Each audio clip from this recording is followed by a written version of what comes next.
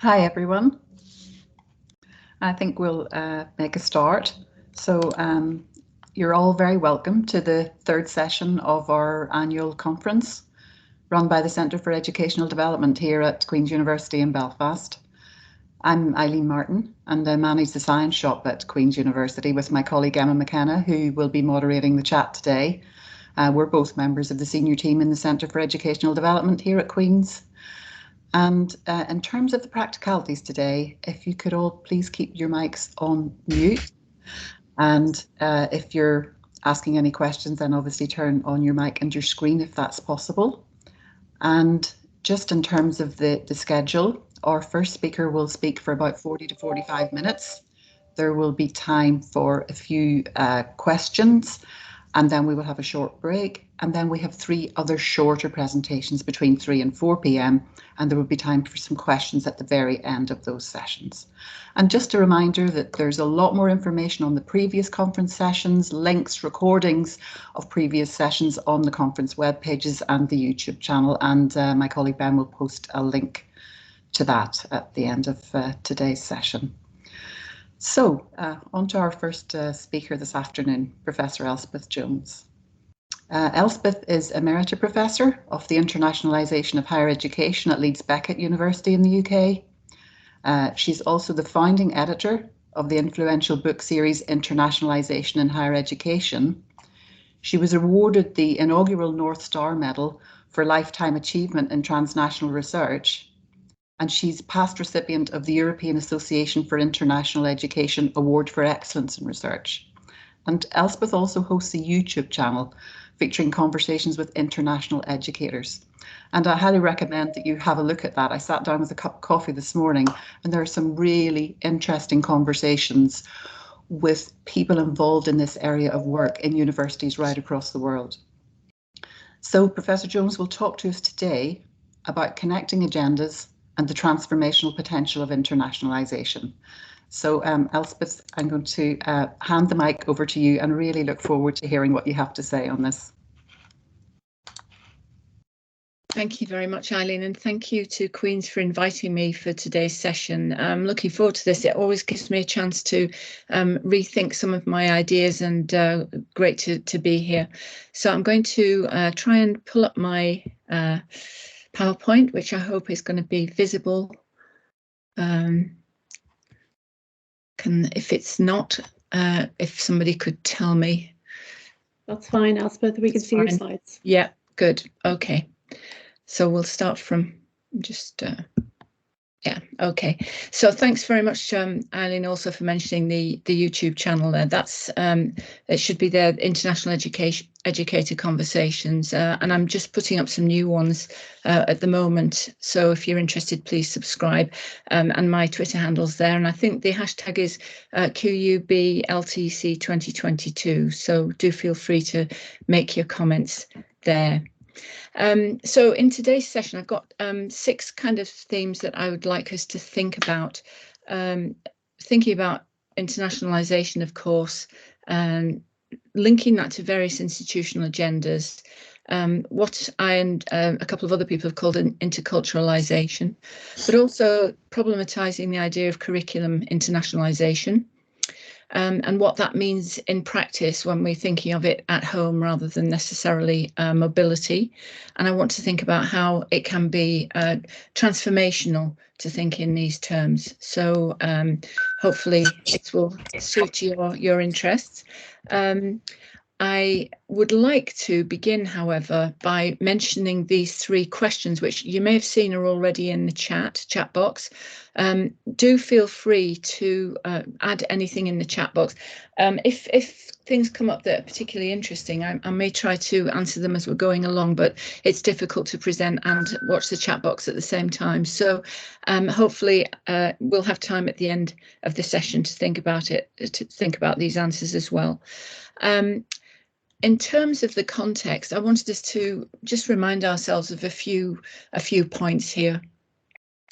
So we're all familiar with the idea of globalization by now, and I guess in some respects the global pandemic has caused us to be more connected online, perhaps with people, even friends in different parts of the world that we perhaps wait to see rather than necessarily connect with other ways. But globalization itself, the way that we consume, the way that we receive our goods, the way we think about the world, globalization has somehow made the world seem smaller.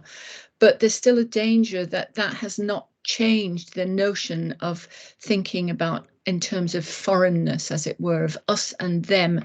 So the otherization of people that we view to be different from ourselves, or to be less good than ourselves, or to think differently. And that idea of in-group or out-group bias, and even unconscious bias around these topics is still very, very prevalent. And I don't know if you've heard of this idea of my side bias, and linking that to the post-truth society, but I find this quite interesting. So it's a common type of cognitive bias, and people process information apparently in ways in which they are already biased towards that information. So it just confirms their own prior beliefs, opinions, and attitudes. And I guess if you're probably thinking of examples of this at the moment, but one example would be, for example, conspiracy theories, or people who, I'm speaking from my own perspective, the Brexit debate was very, very polarized, and we couldn't really change people's opinions. The idea being that once you've got fixed ideas in your head, that's very difficult to shift. So that kind of my side bias, I think, is something that we need to try and counter. So all of this links in with what I view as this broader view of internationalisation. And I think we need to be thinking instead about a border crossing approach to pedagogy, where we need to think beyond not only physical borders, but cultural borders, which can sometimes cause us to think about these historically constructed and socially organized borders that we may have in our heads, or in society more generally, where these rules and regulations can either limit or exclude or pathologize particular identities, individual capacities, and social forms. So Henry Giroux writes about this idea of border crossings, and Louise Townsend, if you're interested, one of the videos in the series is with Louise Townsend, who has used this herself and wrote her PhD around this. So trying to think more broadly about internationalization, for me, causes us to think about a whole range of different questions, of some of this context that we find ourselves in the present day, in very polarized world in many respects, certainly polarized politically, and polarized in other respects as well. So I'd like us to think about internationalization in this context. And in terms of this, you may be familiar with the definition that was written as part of the European Parliament study in 2015. Hans de Wit and colleagues amended Jane Knight's version of the definition of internationalization to point out that it needs to be intentional. We can't just assume that we might send students to another country, or we have international students in our classrooms, and that they're, by a process of osmosis almost, we develop an international mindset, global mindset. It needs to be intentional. And they've added this idea in bold at the bottom there to say that this is all about enhancing the quality of education and research, and specifically it's for all students and staff, and to make a meaningful contribution to society. Okay, so this is the definition that I prefer to use, and it is very prevalent at the moment. But in contrast to that, instead, we find that internationalization is still really focusing on mobility, the presence of international students. Across Europe, obviously, we've been very lucky in having the Erasmus scheme to support that mobility. And I think in a way that's caused a kind of almost a narrowing mindsets around what we understand by internationalization. So in some respects it's been helpful, and in other respects it's been less so. So again, this is a slight issue for us. The rationales for curriculum internationalisation then, or for internationalisation in general, we've got the pragmatically based rationale where we're talking about skills and understandings, often about employment and employability. But instead today I want to focus a little bit more on the values-based rationale linked with some of those concepts there, global citizenship, responsibility, and so on, the things that I mentioned, and we're going to be coming back to all of these points. So the more values-based rationale is less focused on the output, as it were, of internationalisation, and more thinking of a transformative approach which will help to change mindsets in our students. Now, that we do know, however, that that certainly international mobility helps develop skills through which will be useful either in terms of employability, as you can see down the left-hand side, or in terms of intercultural competence, because we've found, not only I, but many people have found that what I've termed employability skills versus intercultural competence skills are developed through international experiences if it is done in the right way, if we help our students to make the most of those opportunities. So yes, it does develop employability skills, and it does develop intercultural competence skills, but mobility is very much an elite, for something which only the elite can profit from. It's some very, very minute percentage of the world's student population can be mobile as part of their studies. And taking a more equitable approach to this, we need to focus on internationalisation of the curriculum for all our students, which will be probably 98% of them who are not mobile.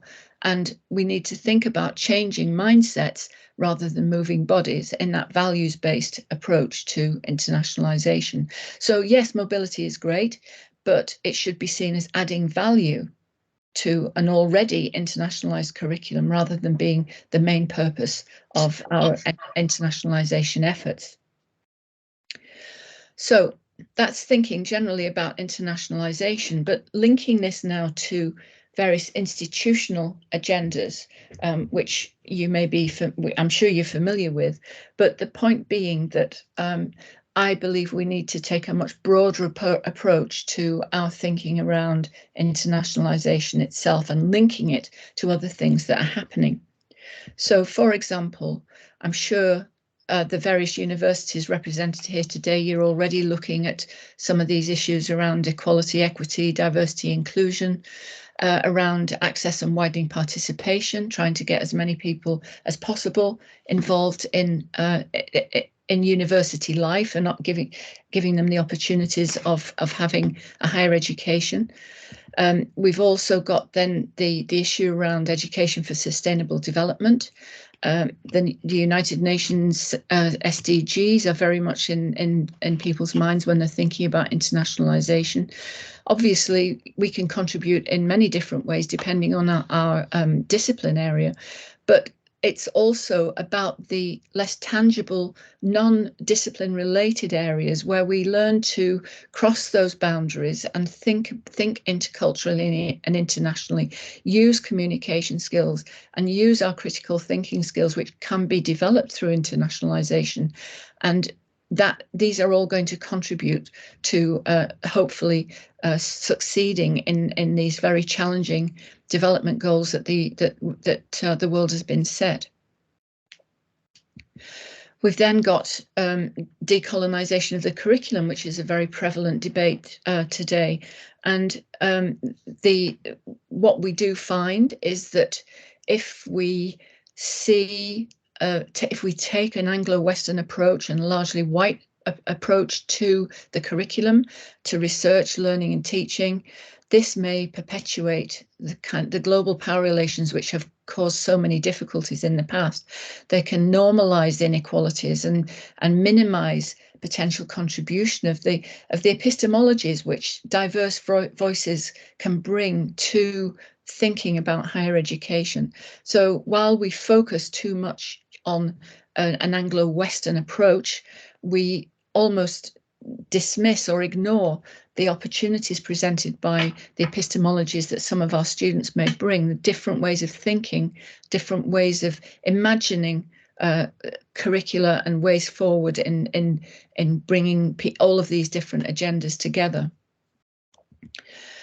There's also increasing diversity in society, of course. We're trying to change courses to programs to bring in opportunities for people to recognise that diversity within both local and global communities, because as Sharon Stein says here, the dominant social imaginaries and patterns of Euro supremacy can be reinforced if we don't reconsider curricula with paying attention to the diversity in society. And in fact, as far as society is concerned, I don't know if you've heard of this particular initiative, which is a relatively recent development. Although it's been happening in many places around the world, what we've tried to do is bring it together as a strategy linked to the third mission of universities, trying to internationalize the third mission and trying to think about third mission when we think about internationalization of the curriculum. So if you want to read more about that, there are various articles written on that, along those lines. At the same time, we need to remind ourselves that internationalization is not only to do with other countries. And as I say, I've used this term interculturalization, which is tricky, but basically we need to think interculturally as well as internationally in order to try to bring about some of the changes that I'm talking about and that I'm going to talk about in a few minutes. So internationalization, I feel, is really the wrong term. It makes us think about other countries, whereas in fact we need to think much more broadly. And in fact, I've forgotten his first name, Robertson said in 1992, he talked about the concept of globality, consciousness of the world as a single place, and we need to be conscious of our place within that and our potential contribution to the world and to society at large. So we've talked about related concepts within the agendas of various of the institution, but we also have various concepts within society which are linked to this as well. And so all of these different areas, whether it's to do with anti-racism, inclusivity, social responsibility, global power relations, which can affect the way we all interact, and all of these different dimensions, I believe, are linked to a concept of internationalization, which we are not really addressing to any great degree at the moment.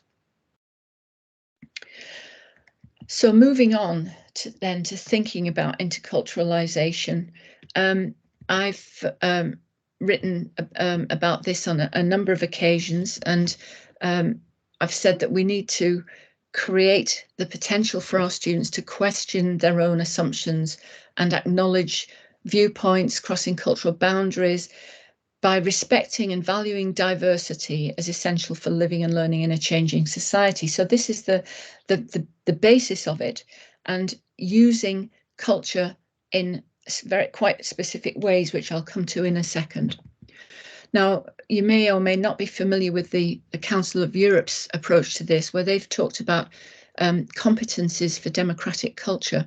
And if you're interested in this, you can just Google the term and you'll see a whole range of different and interesting documents on this, talking about how to bring about these changes in values or attitudes, knowledge and critical understanding or skills, which will help people to live together in a more tolerant way, as it were, living as equals in culturally diverse democratic societies, as they say.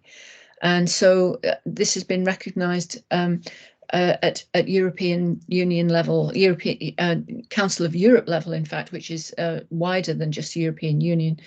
And it's coming together in this range of ideas, which I think is very interesting.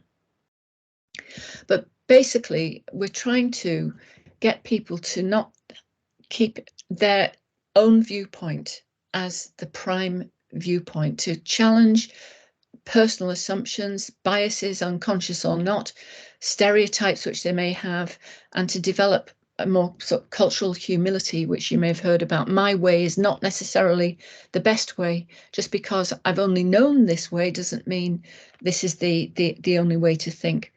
And so, as the cartoon shows, seeing things from another perspective, or indeed other perspectives, and thinking about the world and one's discipline, thinking about living as in society which is more varied, more diverse, and how we actually help our students to develop those skills and reduce biases and stereotypes, I think is all part of the same thing. Now, I talked about cultural diversity, and we'll be familiar with some of the things which are on the left there.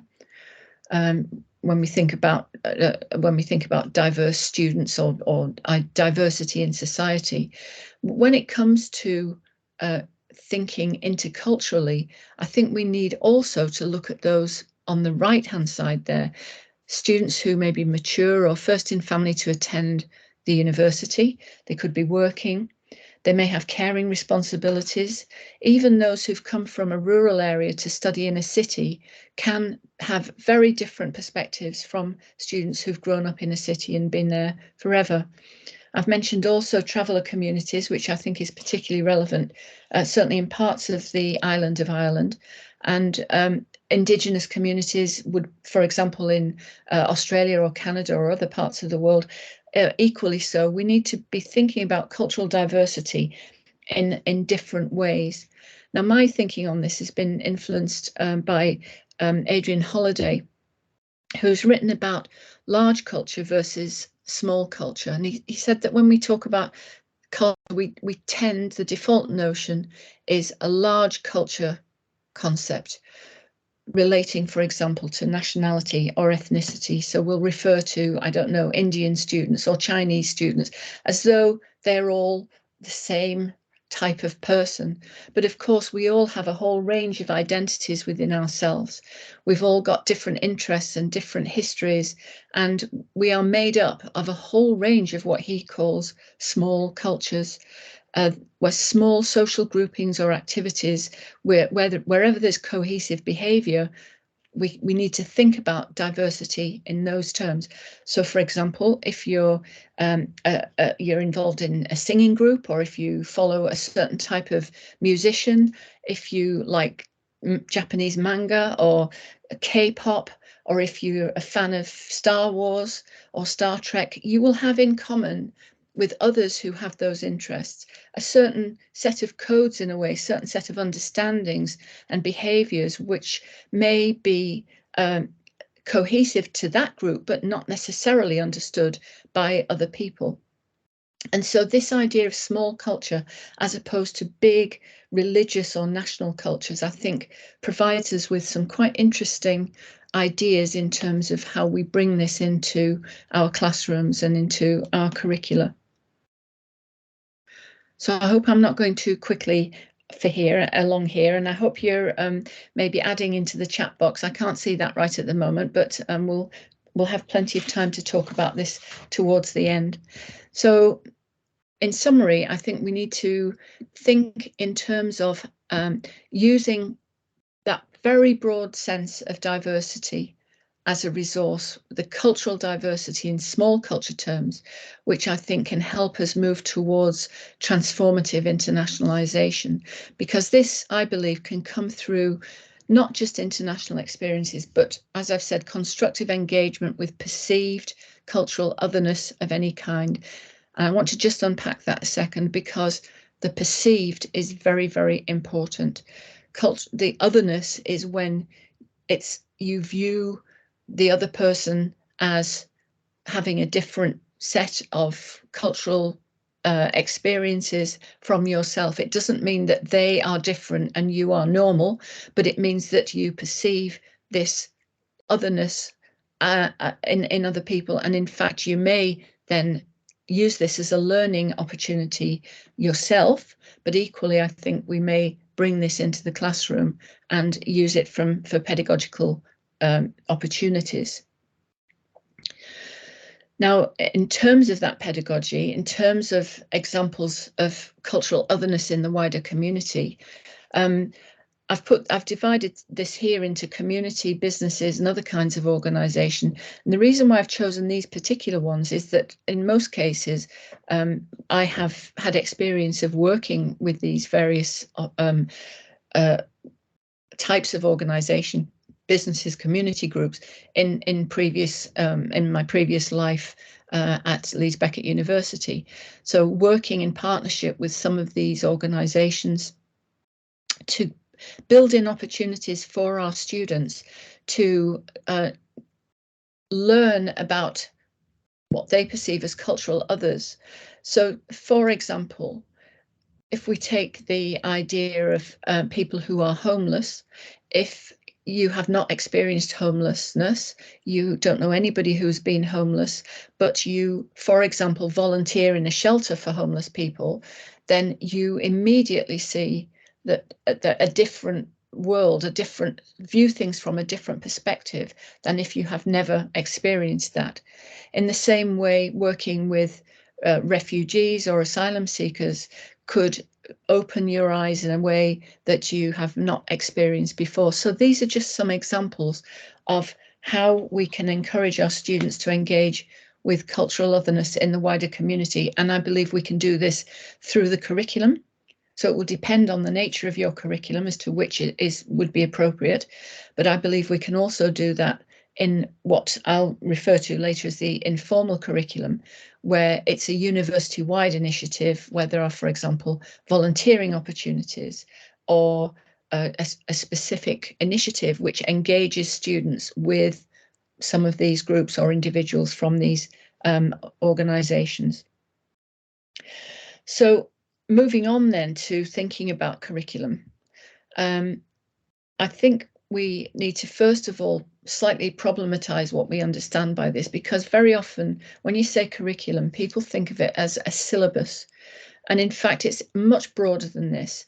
And Ron Barnett talks about the course of study itself, the programme of study, the teaching and learning processes, the assessment processes, and the student experience of learning beyond the classroom. Now, Betty Lesk uses this. Betty Lesk is the premier writer on internationalisation of the curriculum, and she is a great expert in this area, and she has adapted these into how we can internationalise the curriculum along these lines.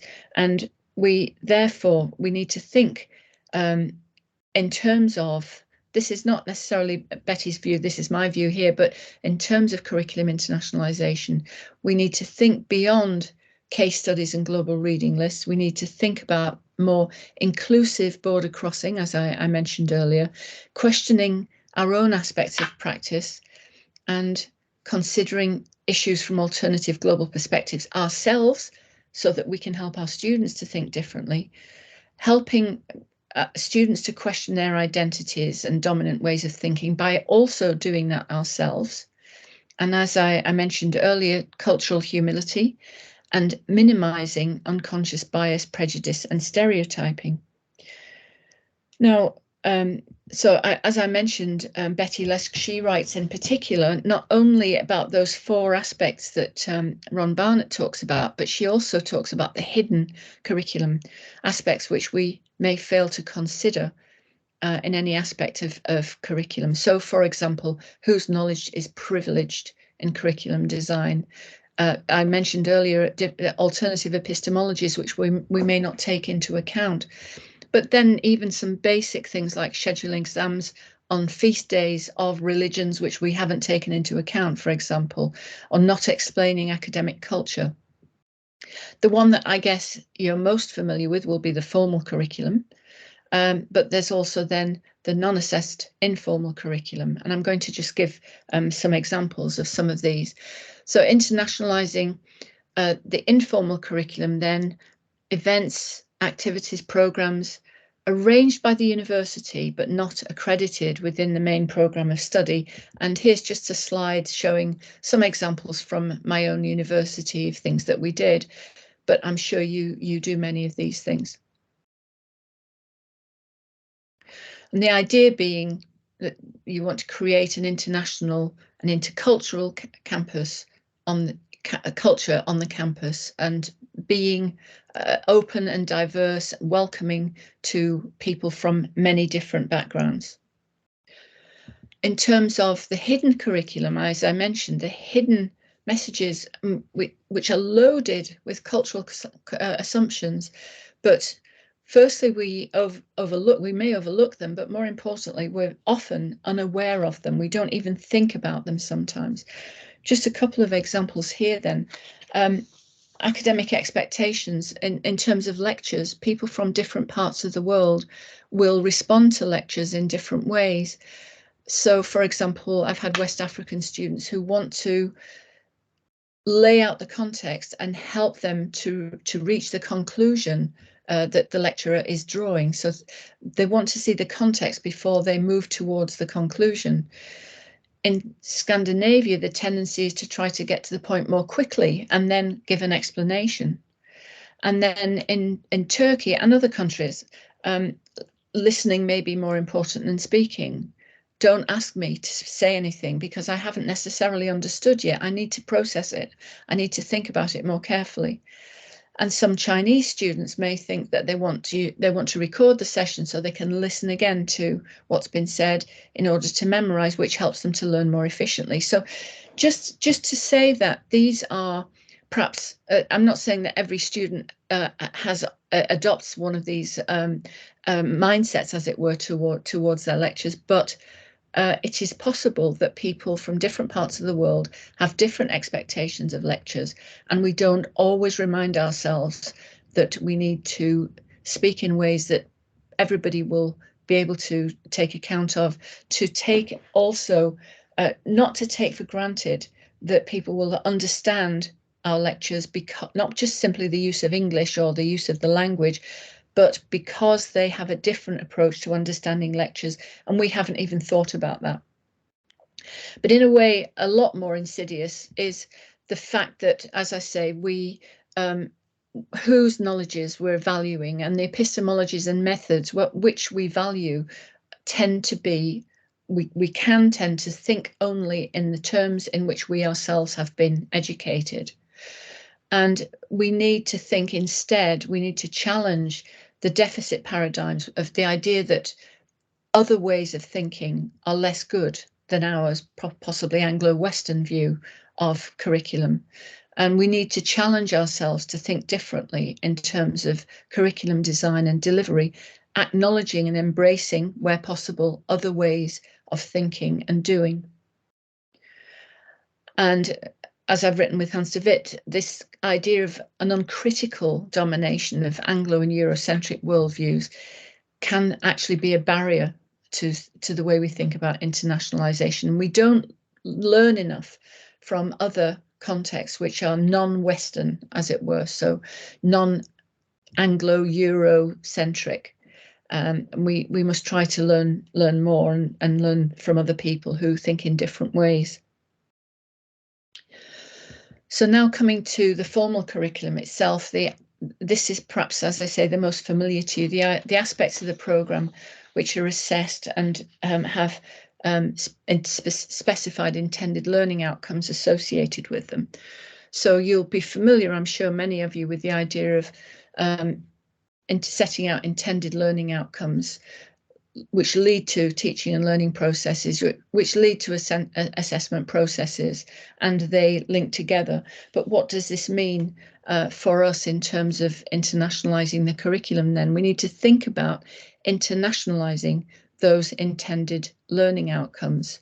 And here I'm just going to show a model of how internationalisation of the curriculum links with that idea of constructive alignment of the curriculum, which you may, as I say, you may already be familiar with. Importantly, it begins with the discipline area. So you can't internationalise a curriculum in a single way. Every discipline area will be different, and indeed every university will be different. Even though it's the same curriculum, if it's in a different university or in other universities, it will be different from your own. So being specific about disciplinary in your context is very important as a starting point for thinking about internationalizing the curriculum. We then need to think about, at the end of the programme, what knowledge, skills and attitudes will our graduates be able to demonstrate specific to our discipline? And then working backwards from there, what does this mean for the end of the first year and the second year and so on? So what will we expect of them after each of those years? How will learning outcomes need to change in terms of internationalizing the learning outcomes, the intended learning outcomes for our students? And how will we assess whether the students have achieved those outcomes? And what does this mean for the classroom, for pedagogy in general? And how am I going to amend the pedagogy to achieve this? So to give you a hard example, I want to just look at some work that we did at Leeds Beckett when we were thinking about internationalizing learning outcomes. And we took the view, we had a number of attempts. We began in 2003. We had another attempt then in 2010, and tried to incorporate learnings from the previous time into the subsequent effort.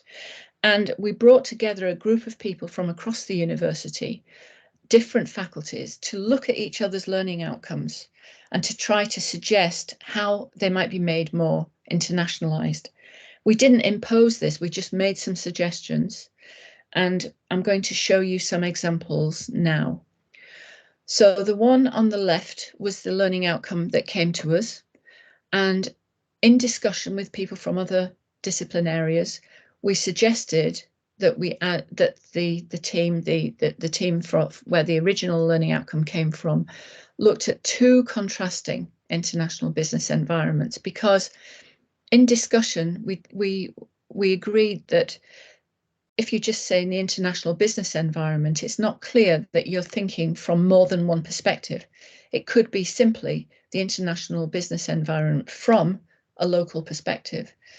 So we suggested that this would be helpful. The modified learning outcome was not then imposed upon the team. As I say, it was sent back to the team, who were then able to discuss it themselves and to decide whether that was a good way forward or whether they wanted to change it in a slightly different way. So that's the first example. We then, here's one in relation to ethics in science, and we suggested that they made specific the idea of it being a multicultural society. So the ethical responsibilities of science in relation to a multicultural society. So the team said that actually this was understood in their curriculum. Of course, it was a multicultural society, but we also pointed out that there are many, well, first of all, the learning outcomes are shared with students. So the students didn't necessarily understand that, but equally, it was important that if there was, for example, a replacement teacher who came in to deliver a module, they also needed to understand that that was implicit in the learning outcomes and that this should be delivered and taught in this way. So I think it was a useful discussion to have, and people were able to then take this back to their teams and have further discussions about it. In the next one, this is actually perhaps a more global, the legal issues relevant to the professional environment of the discipline. is actually wider than just a single discipline area. But basically, we suggested simply adding the global professional environment of their discipline. Now, obviously, it's easy to add a single word, but going back to the diagram around the constructive alignment of curriculum, this then implies that you have to teach and deliver in a certain way, you have to assess in a certain way. So this is simply a starting point. Obviously, the intended learning outcomes are simply a starting point for all of this. A couple more examples before we move on. The market data collection, which takes account of the diversity of the target population. Again, they said it was implicit, but of course, we need to make it explicit, I believe. And then Financial Conduct, Financial Services and Marketing Act, as they arise in the context of relevant transactions to a client accustomed to operating in a different national context. So always thinking that there may be somebody who doesn't quite understand things in the same way as you do, really. And the last example, different components of fitness, with appropriate reference to issues of race, gender, cultural context. We might have added others in there as well, but these were just the ones that we suggested at the time. And the changing context of the wider sector, the changing local and global context of the wider sector.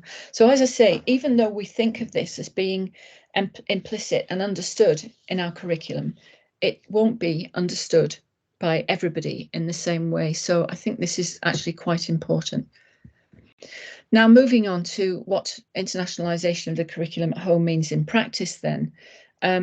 It's relevant for a whole range of disciplines.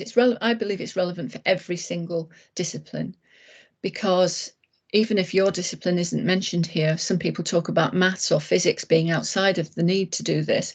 But in fact, in those disciplines, you're always working, I would say always working in international teams and having to relate and engage with people from different cultural backgrounds, different national backgrounds, different more local, small culture backgrounds as well. So we're always engaging with people in those disciplines, and we need to be developing the kind of the values-based internationalisation that I mentioned earlier.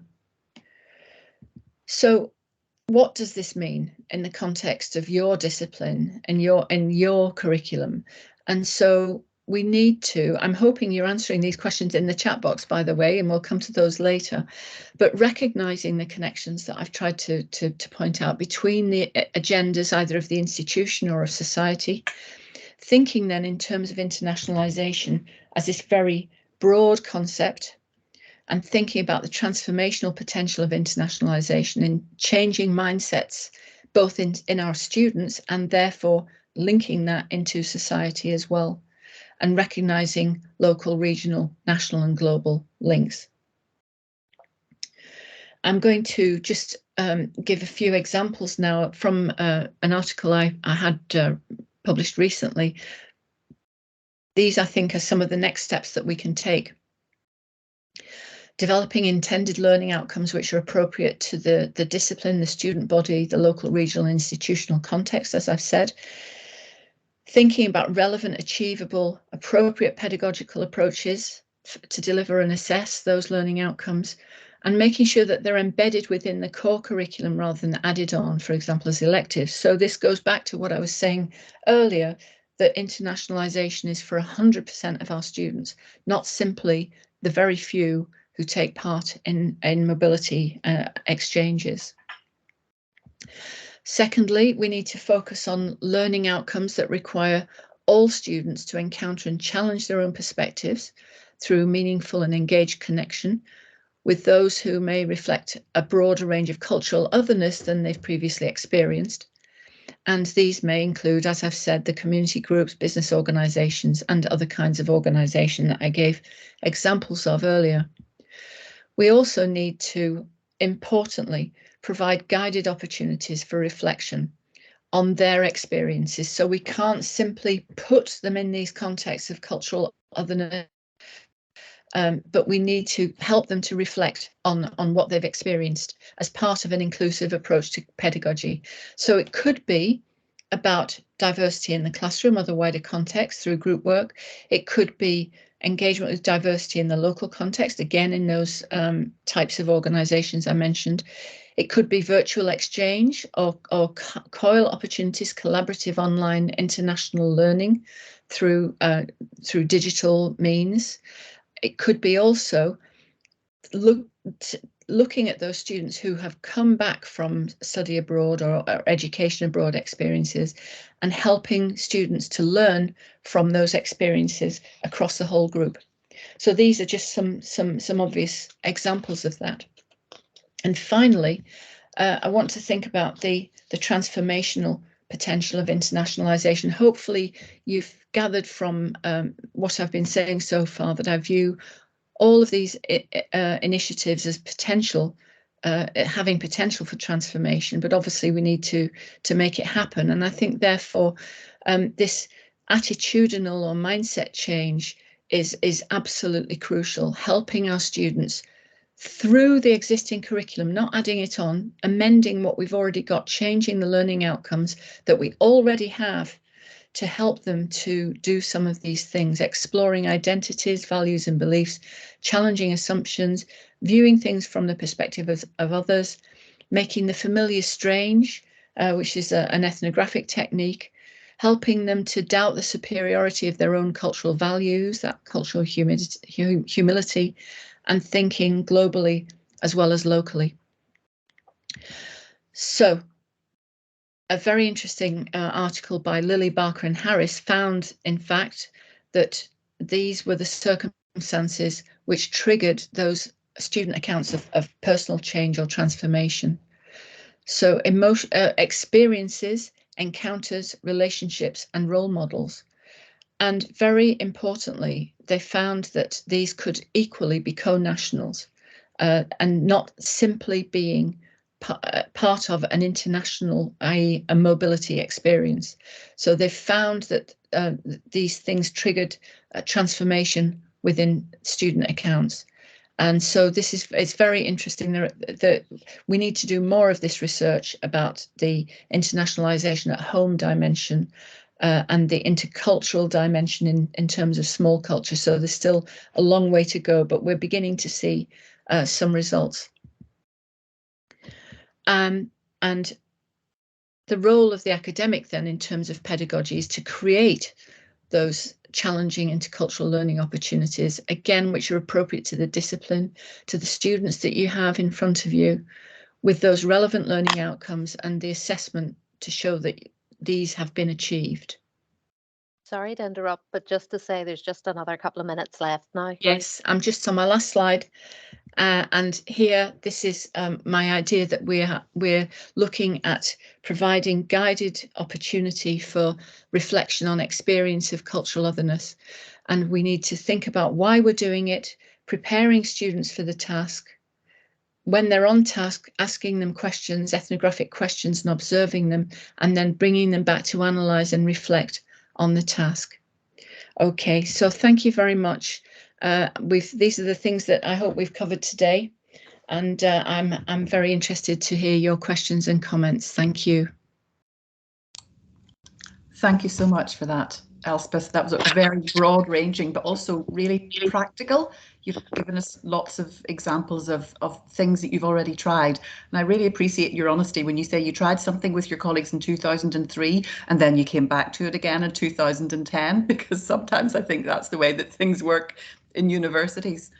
So I'm just wondering, do we have, I don't see any questions in the chat at the moment. We have about 7 minutes for questions for Elspeth, and of course she has posed a few questions for us. So I'm just having a quick look to see if these are comments or whether there are questions here. Sorry to interrupt, but Elspeth, you're still sharing your screen there. Am I? Yes. I'm having such trouble with this.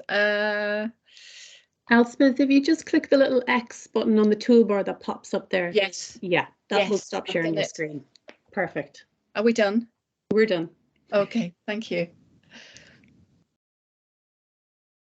So do we have any questions at this stage? I mean, I can certainly see a comment from Maria Lee about internationalisation and how it links to other agendas such as EDI and employability. And I think you touched on that briefly, Elspeth. I'm not sure if there's more that you would want to say on that.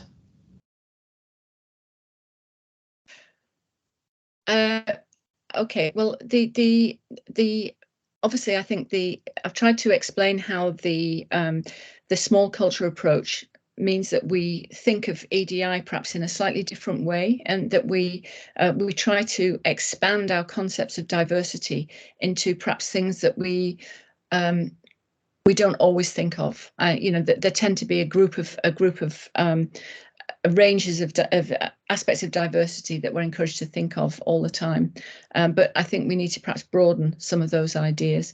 Employability, there's been a lot of research in terms of the international experiences, but there's been much less in terms of internationalisation at home and employability. But we do know that those kinds of skills are developed in the international context. So if you're interested in that kind of more that aspect, that dimension of internationalisation, it's a question of looking to see how those skills can be developed alongside, you know, within the local domestic context. Yes, and you used a phrase earlier on that I thought was really helpful, actually. Internationalisation being more about changing mindsets than moving bodies around the world. Yeah. I suppose in the last couple of years, we've maybe learned a little bit more about how we might make some changes without actually having to physically move bodies. Yeah. I can see that Declan McLaughlin. Declan's asked a question. Yeah, that's a very interesting question. I don't know if people can see it. Is internationalisation or decolonisation less of an issue when international staff are driving things? It's not always. The problem is that quite often the international staff get institutionalised, and it can be that they can feel as though they're out on a limb and nobody's listening to them. So I think that could be a great opportunity, but I think it's also up to the institution to allow for that to happen more than perhaps it does at the moment. I think yes, again, if you come, and learning from our students as well, as students as partners approach, if we involve students from diverse backgrounds, including international students, then hopefully we can see things from alternative perspectives and know where we need to do more, where we need to make more effort. So yes, that's a really great question, Declan. Thank you for that. I've got another one here from Siba. Okay. What do you have for suggestions for the institutions and academics in the Global South in facilitating this? I'm guessing you mean when you say in the Global South, not from the Global South, Siba. I think the problem is that, again, internationalisation has been so dominated by Anglo-Western thinking, Eurocentric thinking, US, Australia, that I think we're only really beginning to get to the point where people in the Global South are feeling that they are able to move outside of that kind of conceptualization of internationalization. And so I think my main suggestion would be confident, realize that there are opportunities presented by institutions and academics in the Global South to re-educate, in a way, people from places where internationalization has been more dominant. And so I think the confidence to publish, the confidence to share through conferences, the confidence to realize that local epistemologies, local ways of thinking and doing can really add to the questions that we're posing ourselves. So I think it's really important that those of us who are interested in this area try to support and encourage people from the Global South to do those things, to publish, to present in conferences, and to be confident about what they can contribute. Thanks, Yeah. Elspeth. We have time for one more quick question, if people have anything that they'd like to talk to Elspeth about at this point.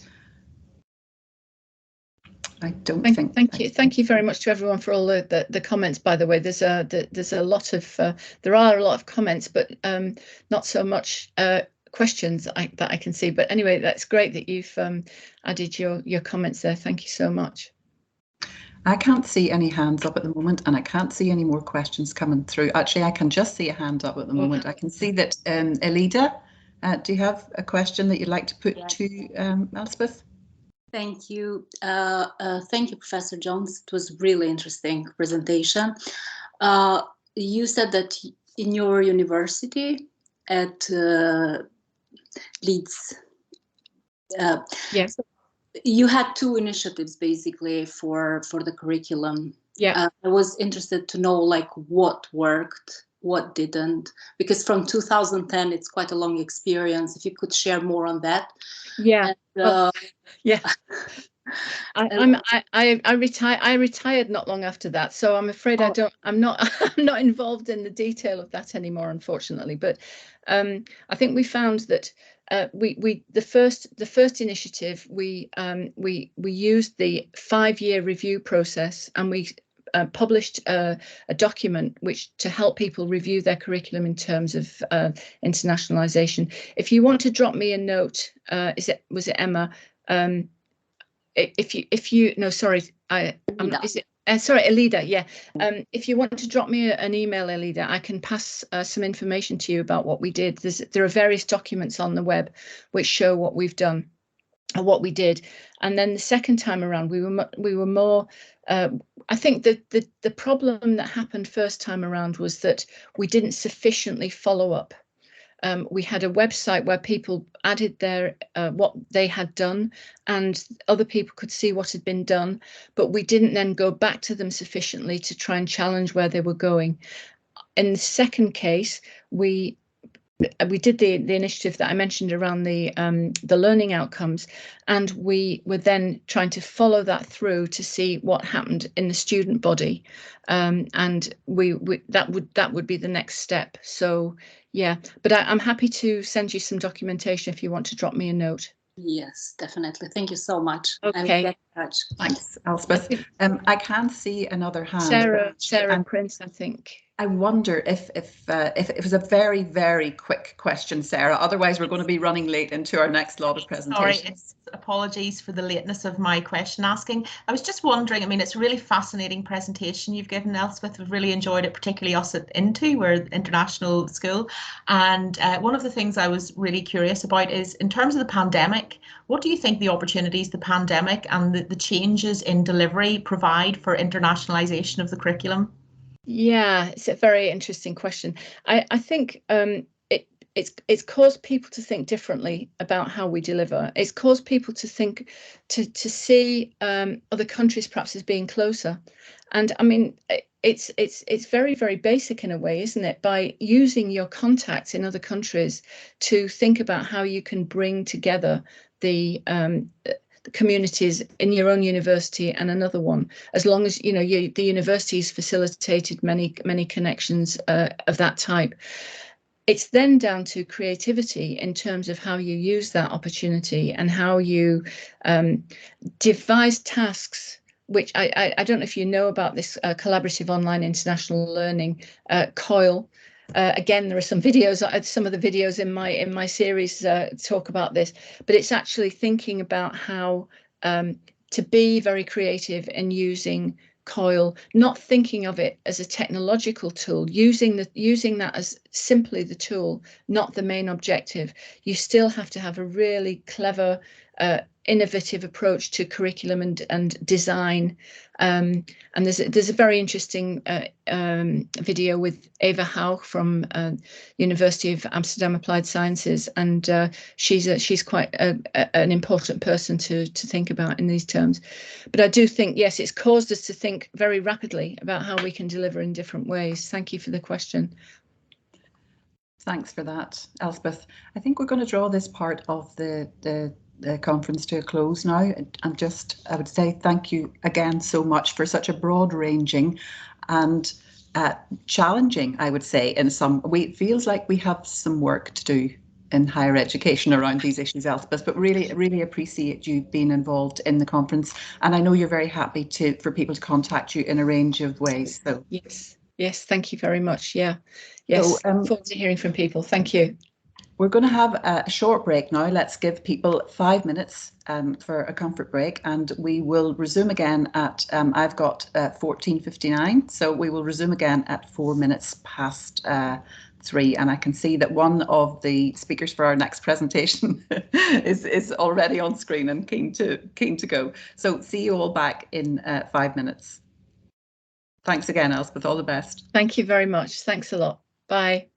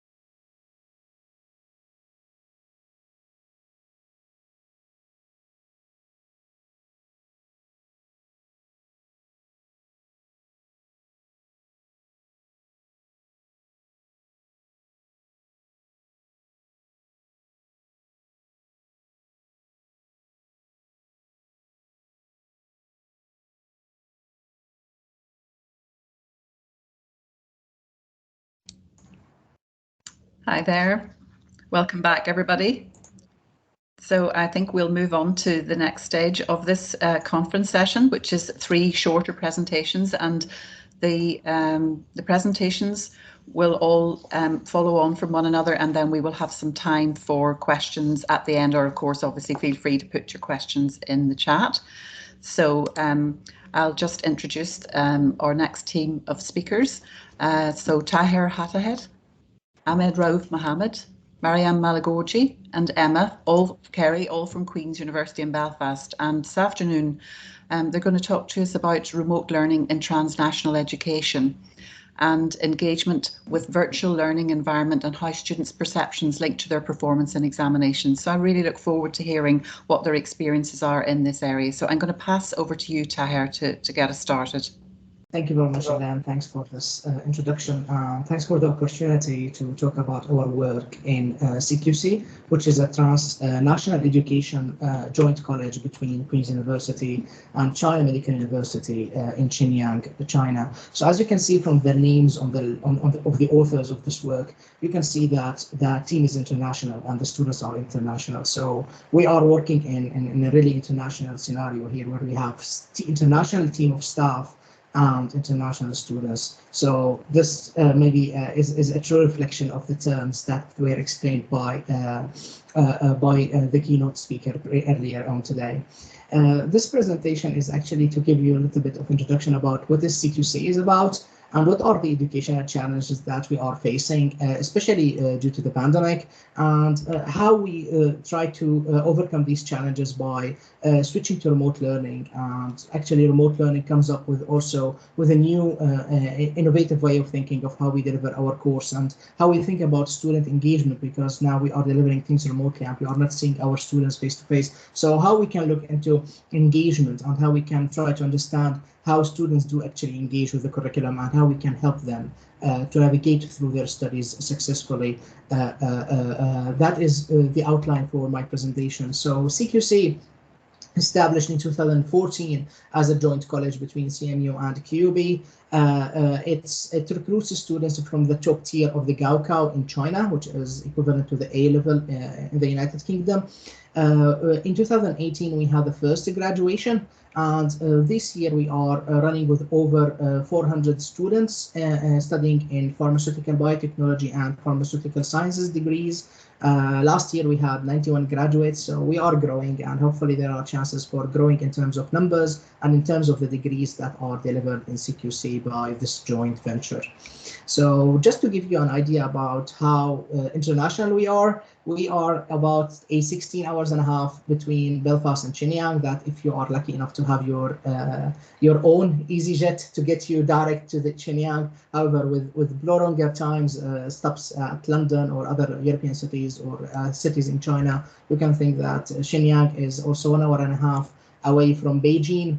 It is on the North Korean border. So we are dealing with the students who are studying in China, who are living in China, and who are exposed to the Chinese education system. But they are now at university level, and they are studying in more international, more, let's say, Western type of curriculum. So we have these challenges of the change of the way the students were studied before and the way they are studying now. So that is basically where we tended to travel back and forth for face-to-face teaching, with all the associated limitations in terms of staff mobility and difficult working hours. However, the pandemic started, unfortunately, in 2020, and we had to stop our travel between United Kingdom and China, and we started to move things remotely. So when that was done, we started to ask the question, say, what are how students do engage actually with remote learning? And how can we use the virtual learning environment as a tool alongside their coursework marks to understand their engagement with the content, so we can understand how they can perform an exam even before going to the exam, so we can take preventive actions rather than corrective actions in terms of their performance. And finally, how do they do think actually? What are their perceptions on remote learning, and what are the key attributes of students who succeed in remote learning setting? So we were trying actually to understand this cultural point of view of how students look at remote learning and how they do think about succeeding in such environments. We started with looking into Canvas, and Canvas is the virtual learning environment that we use in CQC and across QUB for sure. We created web pages yes, on Canvas for the lectures, and these lectures were delivered as a pre-recorded material. So we have a pre-recorded material divided in different sections, and you can see with each pre-recorded material there is a variety of resources like discussion forums, maybe quizzes to undertake, maybe a little assignment to submit, and so on. And we associated that as a pre-recorded content with a live content that was delivered, unfortunately, remotely through Microsoft Teams. So we have that combination or blended approach between a pre-recorded material available for students on Canvas, followed by recap sessions or live lectures that come on Teams on different intervals during the year. And we try to use this system of teaching across the both programs in all of the modules.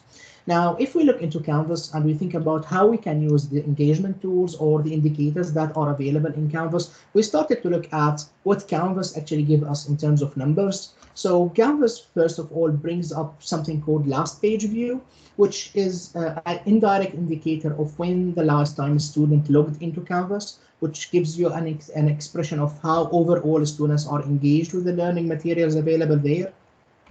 The total number of pages that has been viewed by a student, which is an indirect reflection of the amount of time maybe spent studying the lectures, studying the content, interacting with the quizzes, and so on and so forth. And the total number of participation, which is a summative number of how students submit an assignment, how many times students engage with the discussion, write a comment, maybe submit a quiz, and upload a file. So these kinds of interactions are counted as participation. And we thought how this three maybe indicators can be used in our understanding of student engagement with Canvas. And for that reason, we brought these Canvas engagement tools with the coursework and the students' assignment performed during the year. So we have the practicals, we have the coursework, we have the class test marks, things that are accumulated with time during the beginning of the semester. And we try to create a model. And this model is actually to predict final exam mark using artificial intelligence. So basically, this slide is to explain a little bit how this has been done. And it is done by our colleague, Dr. Ahmed, who is an electrical engineer and who is an expert in modeling and predictive modeling. So that was done through MATLAB. And basically what we were able to do is we collected the Canvas engagement tools 2 times throughout the semester, and we followed up with these indicators with the coursework marks into a system. And what we did for the first year, and that's what I'm presenting today, is that we used the correct actual final exam mark of the cohort of students to create the model. So we first of all created the model, and we looked for how this model, the created model, can be maybe used to predict exam performance, or how can be used, or how much correlation can we get from such a model. So by creating a simple linear regression model containing all the variables that we talked about, we can see that the model that has been created where the importance of the days since last login becomes very important, alongside to the H and G variables, which are the practicals and the coursework marks, which are the actual assignments submitted by the students during the year. And you can see that the Pearson correlation coefficient obtained for the model is 0.724, which is a strong type of correlation. The correlative model, or this equation, has statistical significance, and it has an error range of 12.4%, which is almost a degree classification. So we can predict an exam performance between 60s and 70s, between 50s and 60s, and maybe between fail and pass, which is actually the most important thing. It's to understand how students will be performing in exams, so we can think of giving them the support they needed. On this slide, you can see how the model is predicting exam marks compared to the actual exam marks, and with the 90%, 95% intersects. And this brought us to the question saying, we know that these are accounting variables, but they are actually numbers that we are turning into a machine, into an artificial intelligence thing. So we need to get something more educationally, we can say something that we can comprehend more in educational setting. And for that reason, actually we went into understanding, are there any other variables, actually personal variables maybe, or student-specific variables that play a role in students' engagement with the remote learning and how they succeed in that. And for that reason, we introduced a new X variable. And this X variable, actually, we brought it into the artificial intelligence, and we created a new equation that gives us a near perfect prediction. So what we can get a 1, how we can get an R squared to 1. And what we can see from the equation that this X variable actually becomes the most important variable in the whole equation. It is more important than the engagement with Canvas. It's more important than the practicals. It's more important than the submitted coursework marks. It's really, really important parameter. So the questions came down to say, now this model, if we are say asking the question, what is this X variable? This X variable actually can be coming from a personal factors like interest or motivation. Is it a perception factor, how students actually reflect on the difficulty of the topic or their importance for their career or their importance for their degree, how the module is actually designed on Canvas, how it is delivered by the teaching staff, how we do provide feedback throughout that, and maybe how do they prepare for exam, because that is also an important parameter, or maybe it's something else. It's maybe related to how CQC is built, what are the infrastructure available to students there, so more of a general cohort related factors. And for that reason, we started to run a survey, and we did this survey over Microsoft Forums. After the examination in the academic year 2020-2021, we created the survey as 20 questions with a Likert scale, so from 1 to 5, do you agree, disagree, strongly agree, and so on. And we covered the questions around personal perception of the module, the teaching staff, the exam preparation. And we had run this on one of the modules that we created the module for, and 17 out of 55 students responded to that survey. And what we did is actually we calculated the mean, standard deviation, and the mode for the questions coming from the students, and we arranged them starting from the highest mean, followed by the highest modes alongside to get to the lowest values. And we looked for the top 5 rated questions, trying to understand what is this X variable in the eyes of the students, or for the majority of the students that responded to our survey. And what we can see from this table is actually the first thing that came out from the calculations, that students saying that studying at least 5 days before exam, which was one of the most important thing, followed by that their perception of the importance of the module for their degree. Ranked in 3rd is the guidance actually provided by the teachers in terms of feedback on their assignments, followed by practicing example questions, which are available as Canvas quizzes or Canvas checkpoint quizzes, and finally their interest in the module. So if we want to gather these different questions into maybe coherent umbrellas, we can look into factors that are related in close to exam preparation, which is for the students are really important. Module perception factors, how they actually look into the module in terms of their importance or in terms of their interest in that module, and the teacher support. So we can see one of these 3 elements is actually teachers, and it is us in remote learning. And that comes Sorry to interrupt, just to say a 2-minute warning. Yeah, okay. I'm about to finish. Thank you very much. So these actually 5 different questions highlighted that it's really important to think about exam preparation time, especially for module 1 semesters, because students don't have really that space for studying their degree, for preparing for that exam in advance. They are studying during the year. For that reason, maybe the time they allocate to prepare for exam is really important. The same thing is we need to understand how actually students balance between procrastination and consciousness in their studies, and that becomes really important because if they think something is important, they will not procrastinate it. If they are interested in something, they will do it first, and that is something that we need to work on it as teacher by providing feedback. And when we look into the feedback in online setting, it may be saying it's more of a vocational feedback on at the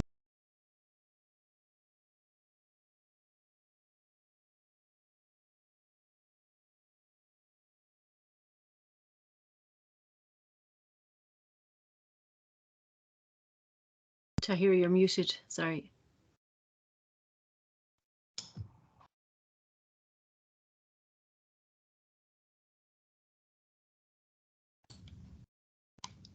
Tahir, I'm sorry, we can't actually hear you at the moment. I wonder if you can unmute again. Sorry, can you hear me now? Sorry for that.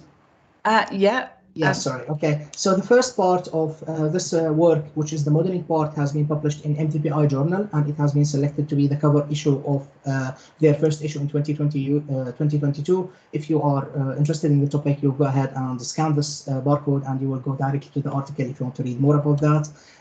Hopefully, our aim actually with the perceptions is actually to model the numbers of the perceptions. For that reason, we designed them as questions with numbers 1 to 5, but due to the limited number of answers in the first survey, only 17 students, we were not able to do that. So that is one of our aims for the future work. Hopefully that will help us in better understanding the individual perception of students, how they engage with remote learning, especially in China, so we can provide better feedback for them in the future, and we will be able to help them succeed in their degree remotely.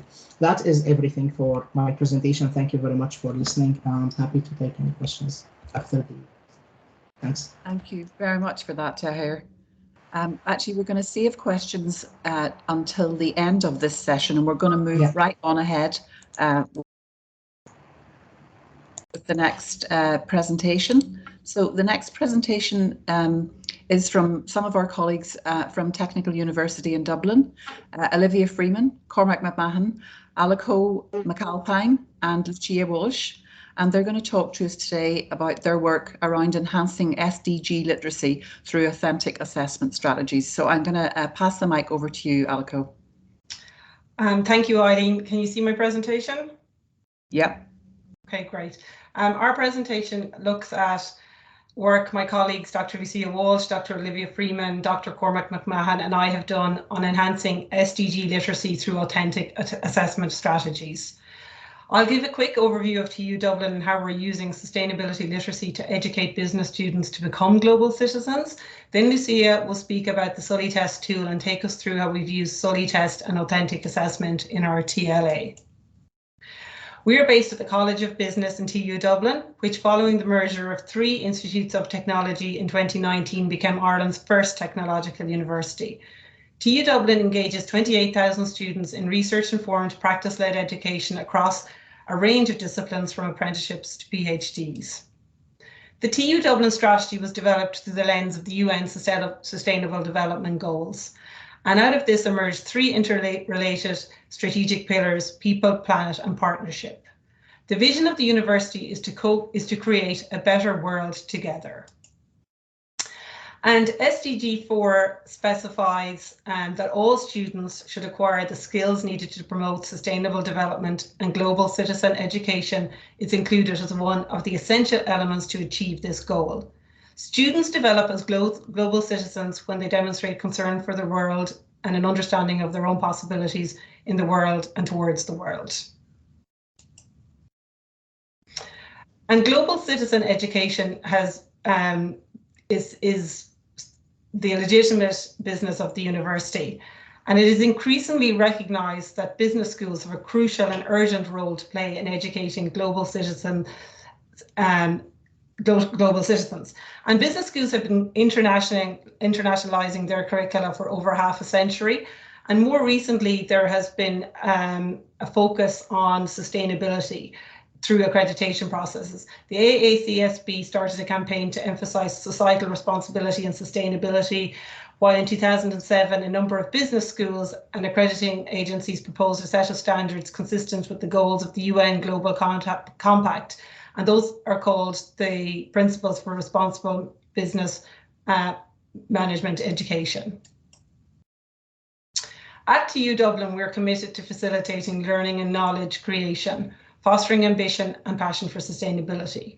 All programmes will have a sustainability as a learning outcome. The broad aim of our work, which I present today, involves using authentic assessment strategies to allow students to reflect upon their awareness and understanding of the SDGs in the context of their role as global citizens. Given the various disciplines within the business school, the sustainability literacy concept is useful as a foundational piece for ESD and can be meaningfully embedded on any programmes across the faculty.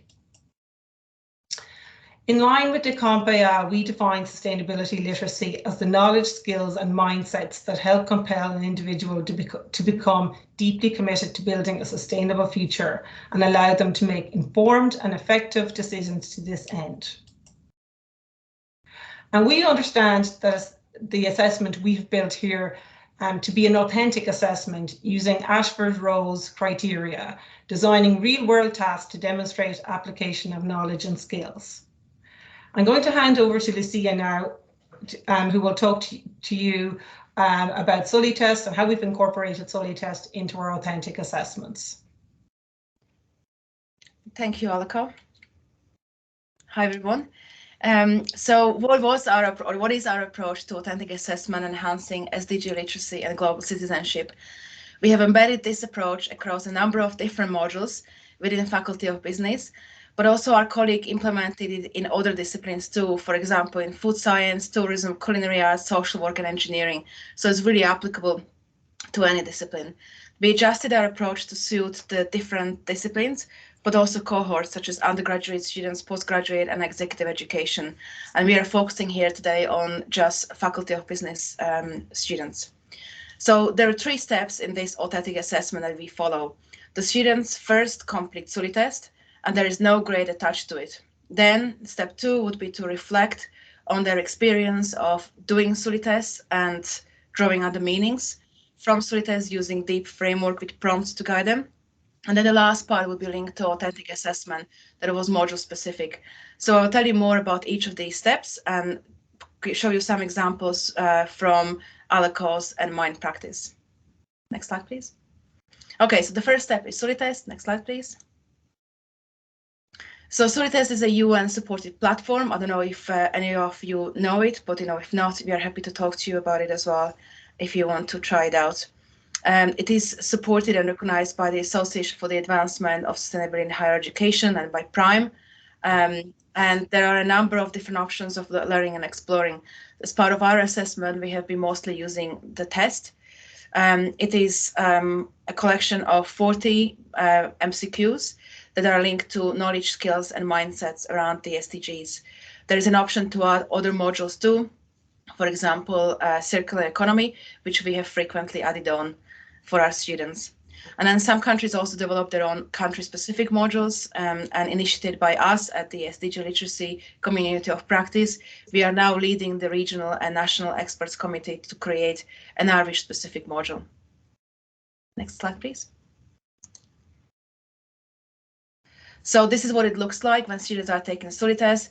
This is in a learning mode, so students can see the different answers, and once they select their answer, whether it's correct or incorrect, on the next screen, they are provided with the correct answer as well as additional resources that are aimed at enhancing knowledge further. And the inclusion of these real-world resources is very useful for the students and for building their knowledge of the SDGs and enabling them to make meaningful connections between the SDGs and their studies. Next slide, please. So the second step is then reflection. So this piece has been also commonly adopted by us across the Faculty of Business. And this common approach allowed us for analysis of students' reflections. We got research ethical approval to conduct this analysis, which has been really insightful. So the students are provided with prompts for each of these elements. They are encouraged to select 2 or 3 of the SDG-related issues that they identified as most interesting while completing Sully Test. As they progress in their reflection, they relate these issues back to their studies, personal and professional lives. Next slide, please. So these are just examples of some of the students' reflections. These reflections show us great insight into students' knowledge and perceptions and what impact their new awareness of sustainability issues had on their college, personal and future professional lives. It was really impactful. It's a very, very impactful way to pause and reflect for the students as part of their own global citizenship skills development. And the most common topics were around plastic pollutions, forced labor, renewable energies, circular economy and gender inequality. And there are also a lot of feelings that came through these reflections, ranging from shock, anger, disbelief, but also feelings of hope, optimism, and recognition of own privilege. Next slide, please. Thank you. And then the last step is related to developing authentic piece that is linked to particular modules and student cohorts. So I will begin by showing some of my own examples, and then I hand the presentation over back to Alako, who will speak about what she has been doing. So if you can just play the video there, Alako, as well, thank you. So this was an assignment that I have used with a few different cohorts on undergrad and postgraduate programs. This particular example is by a third-year undergraduate student, and she was focusing on gender inequality in the construction industry. So after completing study tests and reflecting on it, the students were asked to choose one topic relating to SDGs, link it to a particular industry, and make practical and actionable recommendations for practitioners. They did this by creating a short 3-minute video that they shared on LinkedIn to create even more engagement and impact among practitioners. Many of the students set up their LinkedIn profile for the very first time, so there was a lot of additional learning. This particular assignment was also integrated with Alako's supply chain management module, as the same students attended both of these modules.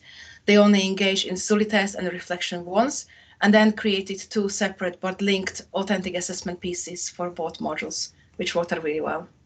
Next slide. So here are some just additional posts. The students were flooding LinkedIn, which was great with all these new innovative ideas, and some got really great engagement, which was really empowering and rewarding for the students. Next slide, please. So this next assignment was a team assignment. Students were asked to choose a topic of interest in international management module, engage with peer-reviewed industrial literature, and then create a short podcast episode. We now have a podcasting studio available too on our campus, so the students could use it as seen in the photo. The learning experience was scaffolded well because it's a new form of assessment. So I provided very detailed instructions and also invited an experienced podcaster, Gary Fox, who runs the Entrepreneur Experiment podcast, to do a session with the students on how to do a podcast. So as soon as this reflection, some students also invited guests to their podcast, which further enhanced the podcast. And this was another great learning experience for the students and develop lots of different soft skills. Next slide, please.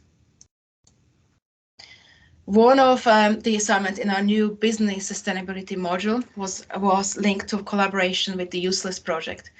This is the Useless Project are sustainability activists with over 47,000 Instagram followers, and our undergraduate students would be, heavy Instagram users. We held a briefing session with them, and the students were then tasked with creating content that related to business sustainability issue. The Useless Project are at the moment reviewing selected content by our students, and they're going to be publishing a number of them over the next few months. The students really enjoyed this assignment because they use Instagram a lot, and they learned a lot of new skills in relation to translating complex issue into visual stories to create engagement and action. And that engagement and action was really important part of their assignment, not just share an interesting idea, but what steps do need to follow. So I'll pass you on to Alako, who will speak about her own examples. Thank you. Sorry, You're I'm unmuted, muted there. And just to give you a 3-minute warning as well.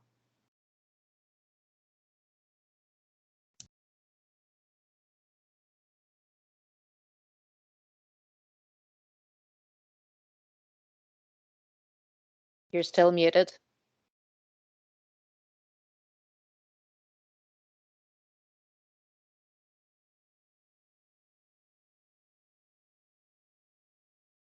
Okay, can you see my slides? And we can hear you now as well. We can hear you. Yeah, they're not in presenter mode though.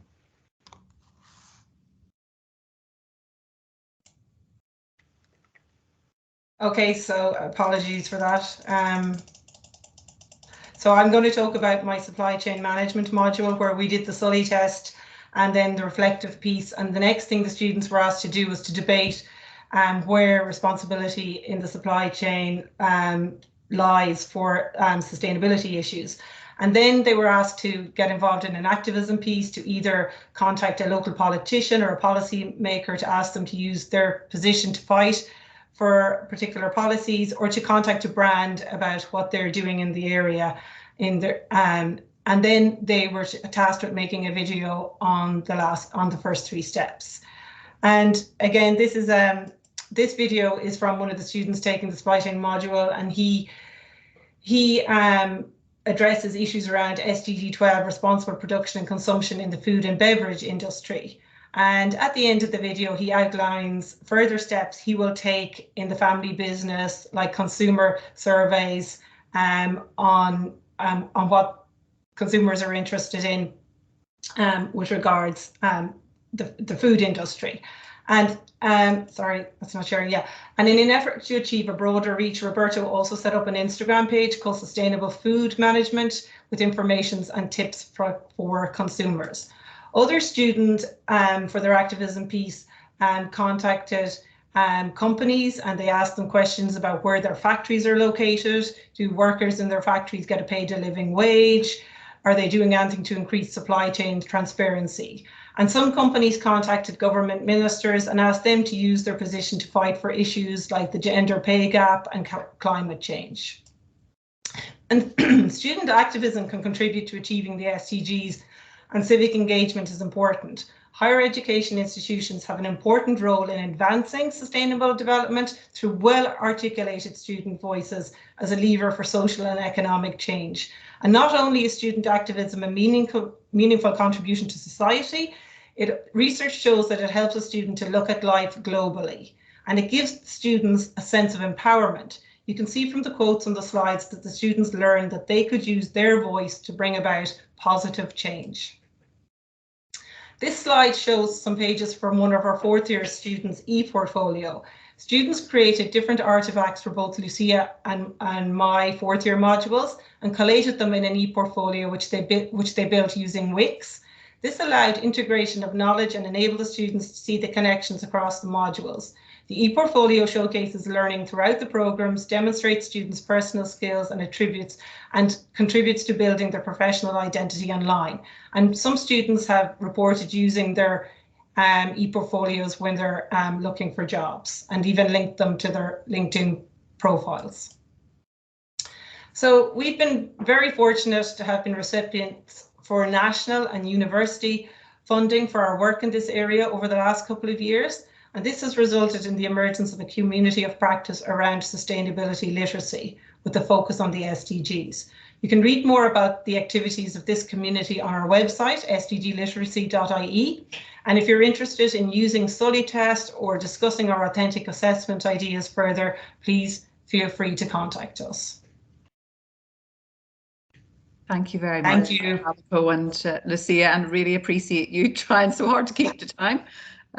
So there won't be any questions at this stage. We'll move quickly on to the next presentation, and then we should have a little bit of time at the end, because I'm sure people would have questions about those really practical examples. They're so useful for us in higher education to see what people in other institutions are doing in this sphere. So moving on to our final presentation of the afternoon. So these are colleagues of ours from in Queen's University in Belfast, and also from the School of Nursing and Midwifery. So Sarah Prince, Leontia Hoy, Julie McAvoy, Marina McLaughlin, and Fabiana Fausto McCracken. And they're going to talk to us about taking action on global nursing, the sustainable impact of a preparatory course for international pre-nursing students. And I think possibly I'm handing over to you, Sarah.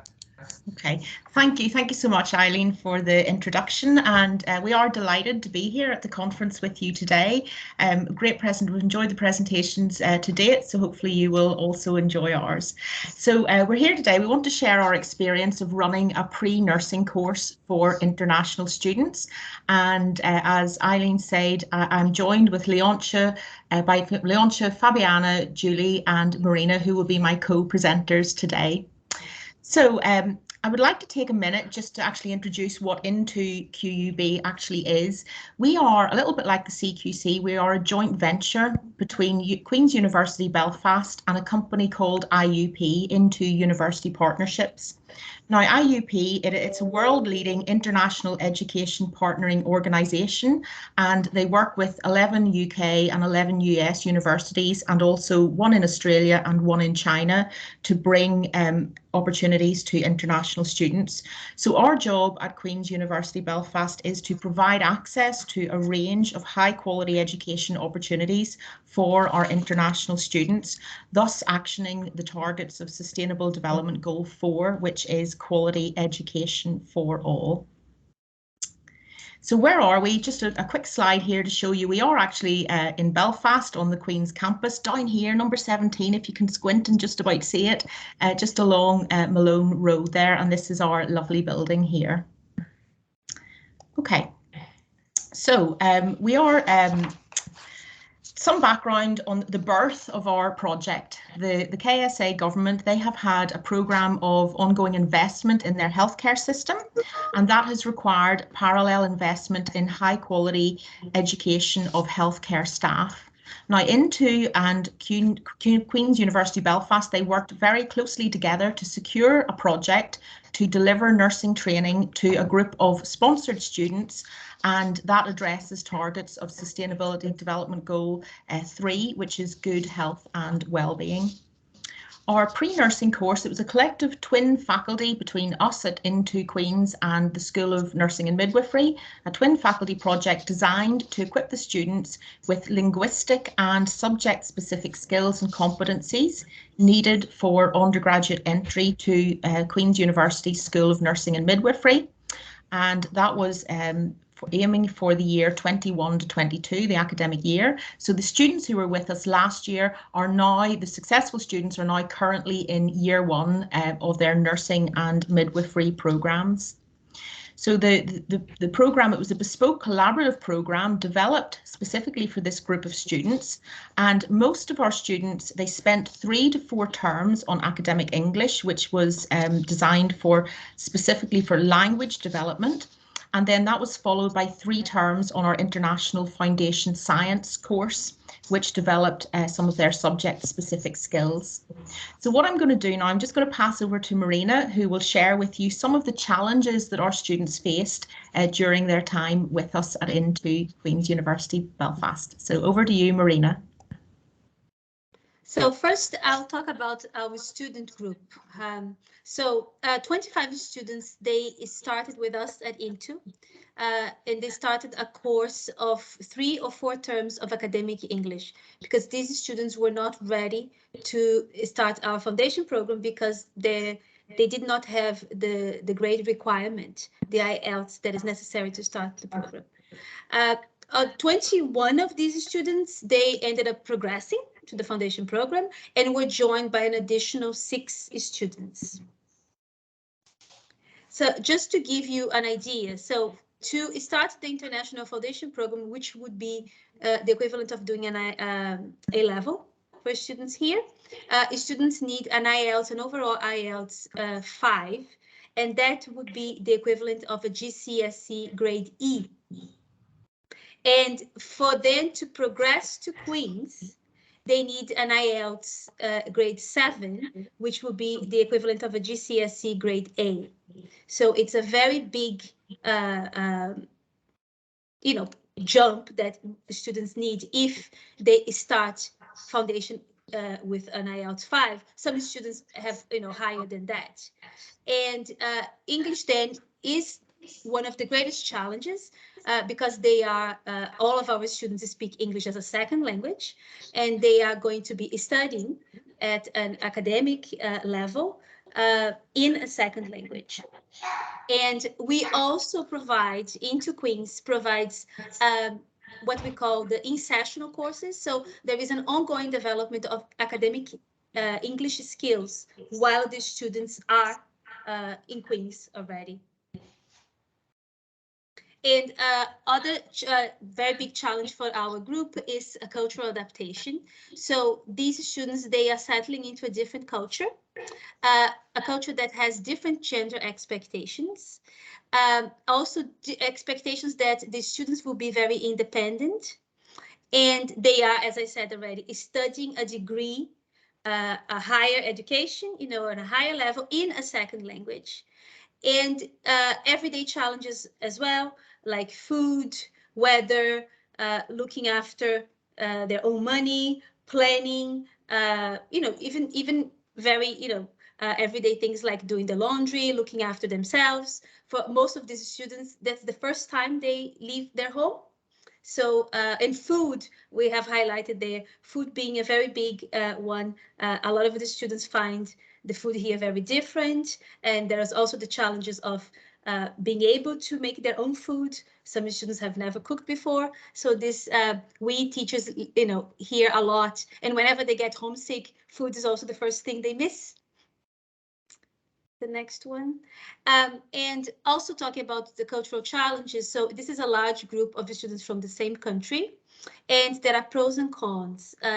So the benefits, there is a comfort, you know, they share the same language, they share cultural values and expectations as well. They also have the same academic goals.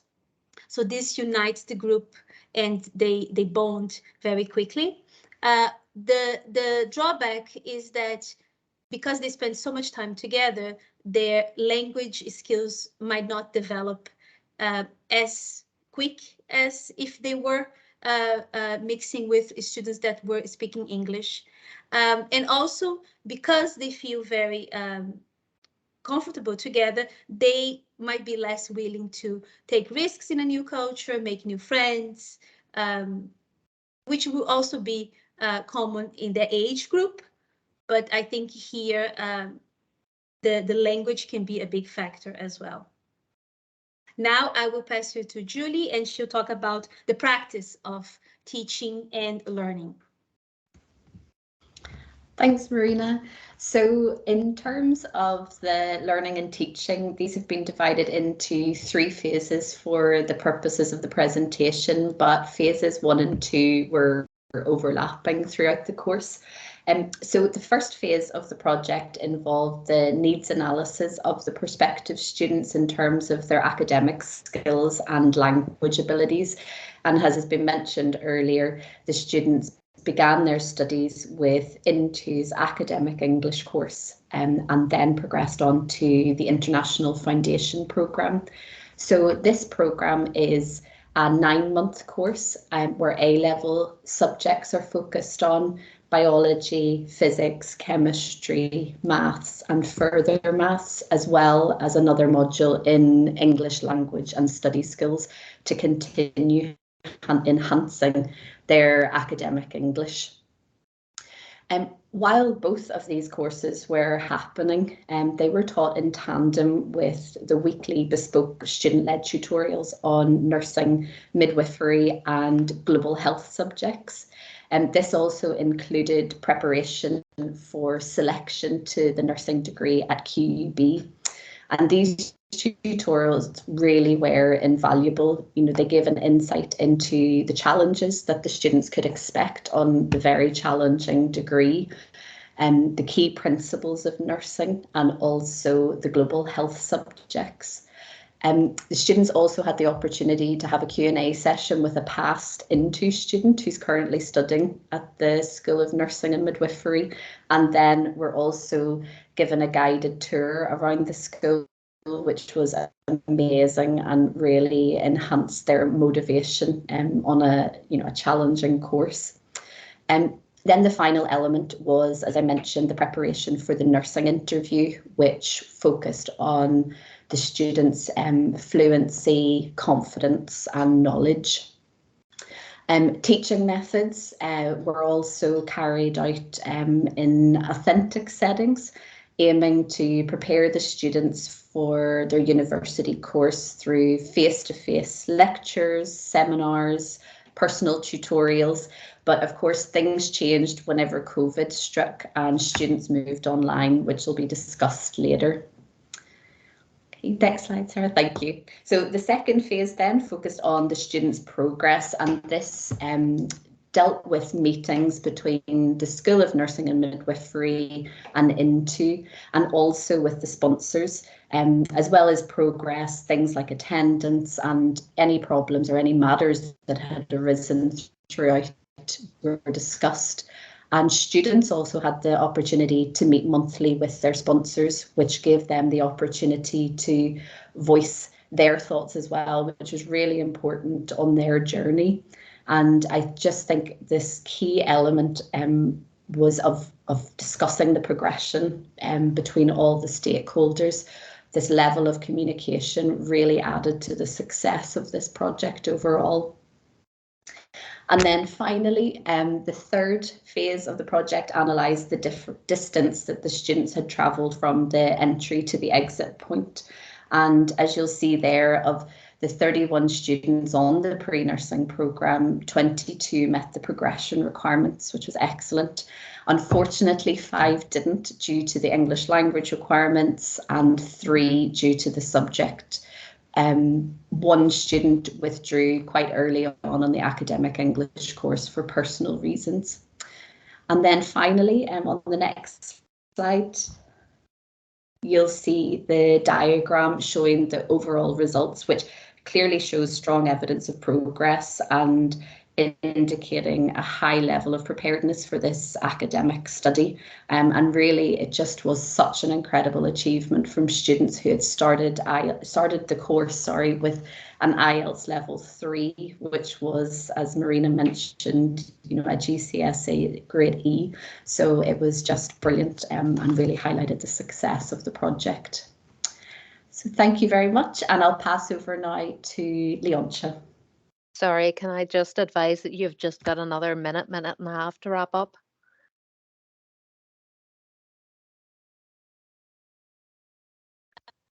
Okay, can everyone hear me? I'm Leontia Hoy, and I am the nursing arm of this project, and I was thrilled to be involved in it. So I know many of our presentations this afternoon have looked at global citizenship, and the one profession that, that essentially requires global citizens is nursing, particularly during the COVID pandemic. We have a view in the university that nurses are global citizens preparing to treat people from multiple backgrounds. And it is a key element of the delivery of this programme, and it's in line with the QUB strategy on education for sustainable development. Next slide, Sarah, please. We couldn't talk about this programme without including the pandemic and the effect it had on this programme. We had 3 spells of lockdown, and it brought with it a rapid change in the course delivery and student learning. And alongside that came isolation, homesickness, and family worries from the students and from their families back in Saudi Arabia. A few students became ill with mental health concerns. And there were further issues then with students. At least half of the students went back home during the project because they were so lonely. So there were further issues then for when the borders opened, when they closed, for flights, students crossing quite dangerous borders at that point.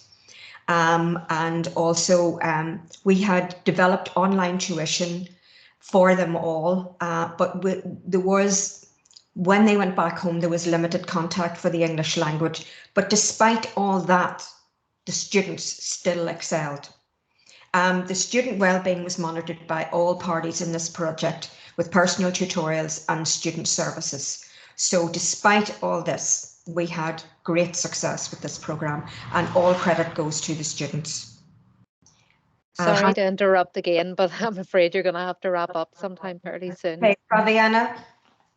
That's fine. Yes, thank you, Leontia. So I think we'll, just in 3 words, the project impact can be summarized in curriculum development, collaboration between INTO and the School of Nursing and Midwifery, and the development of enhancement of our cultural awareness. not only for students, but for staff. So in terms of sustainability, we were able to develop a sustainable program model that can be replicated and improved, enhanced collaboration between different faculties. And in terms of the challenges, the students have received ongoing support for their English language development, as it is ongoing for English language learners. And further development includes a new module in health studies that is to be developed, and a new program, integrated foundation and 3-year nursing degree. And we would like to acknowledge the support, the help and support from the following institutions and our collaborators as well. And there are some pictures of the students' first visit to the School of Nursing. And the students have given us permission to share those with you today. Thank you so much. We are very happy to get any questions that you might have about the project. Thank you. Thanks, Fabiana, and I really appreciate you being so clear at the end, and Leontia. So hopefully there will be an opportunity to speak some more about this. So I am just having a quick chat here. I don't see any questions at the moment. Are there any? We do have about another 6 minutes, and we're happy to take questions for any of the presenters in any of this afternoon's session. I can't see any hands up at the moment.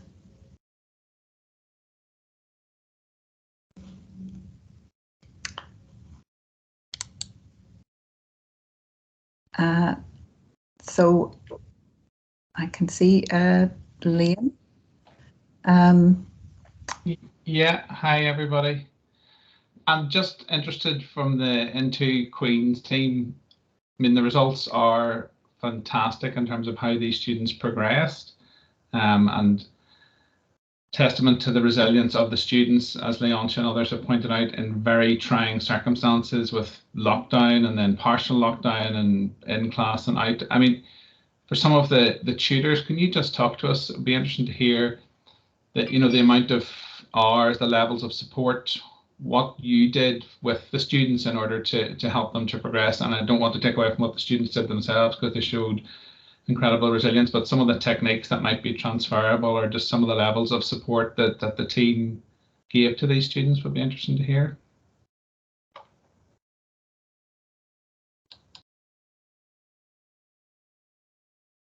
Oh, Leontia, I think you're muted there. Yes. We spent at the start, I was given about 1 hour per week. And we spent at the early stages, we spent 1 hour exploring the whole healthcare, nursing, what do nurses do, and really giving the students a feel of their future in nursing. Then when the students approach their selection time, Julie and myself, we spent a lot of time looking at how the students are selected for nursing, the interview process, the personal statements, and lots of things that really required a lot of preparation. And those hours increased sometimes to maybe 2 or 3 hours a week. For me, for Julie, was more. So that was more intense, actually doing the interview preparation and the personal statements. But it was at this point that we really got to know our students, and they bonded with us. So the personal rapport we had with these students was really good, to the extent that we were very disappointed when some didn't make it. So Liam, I hope that answers your question. Yeah, thank you, Leontia. Yeah, okay. Julie, do you want to add anything? No, I would just agree completely with what Leontia said.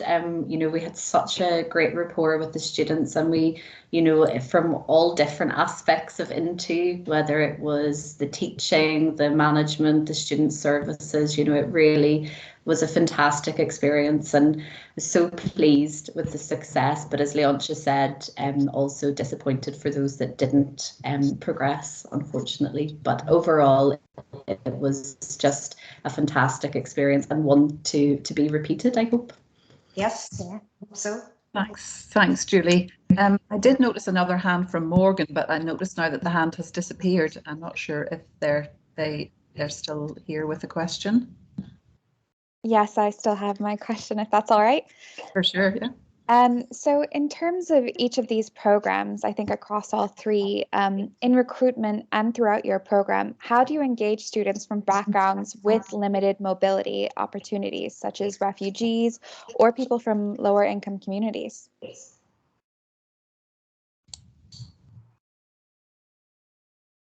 Thanks, Morgan. And I think she's addressing that question to any of our speakers this afternoon. So I'm not sure if any of the other speakers would have something to say on that. Well, I can address that in that Queen's University has, you know, a major programme of accepting people from all backgrounds. We are a very diverse and innovative organisation.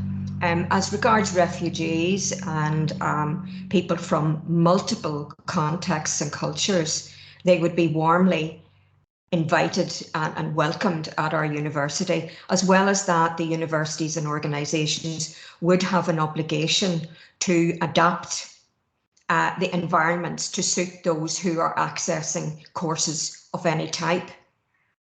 And a lot of work has been done into access, whether that is access, the environmental access, but also access to teaching and learning. I don't know if that's answered your question. Well, I work at Queen's and also know the refugee community particularly well. Yes. But I know that it's a lot harder for students who don't have the financial means to attend. I think if I could add just something to that, Morgan, I would sort of just like to highlight that you know, the students on our program, you know, they came as sponsored students by their government, so it's giving opportunities to students who would otherwise not have the financial wherewithal to come to Queen's and undertake really what turned into really nearly 2 years with us and 3 years at Queen's. So it wouldn't have been within the capabilities of a lot of their families to do that. So it was in partnering with, you know, through the education agent, through the sponsor, we were able to bring to Queen's, well, you know, over nearly 20 students who would otherwise not have had that opportunity. So, you know, it's a wonderful opportunity for students, international students. You know, these the project set up as a sponsored project to address, you know, the issues that the country had with their healthcare service, and you know, it's been really great for us to be involved in that and to see the opportunities for these students who are not what you would typically call your typical international students. Yeah. Okay, thank you. Thanks for your question, Morgan. So we've just come up to 4 o'clock, so the time has come to close this particular session, but I think our speakers are very happy to continue the discussion, and contact details should be available on the conference website. And there will be a recording of this session as well if people want to listen again or to share it on the YouTube channel. So I really appreciate the time that all the presenters have taken to be involved in this session, and thank you all very much as well to everyone who joined this session. I think there were some really practical ideas that we could all be thinking about taking forward in the future in this arena. So thank you all again, and I'm going to close the session now. Thank you. Bye-bye. Thank you. Thank you. Thanks, Sarah, Fabiana, Julie. Thank you, Leon, everybody. Thanks all. Bye now.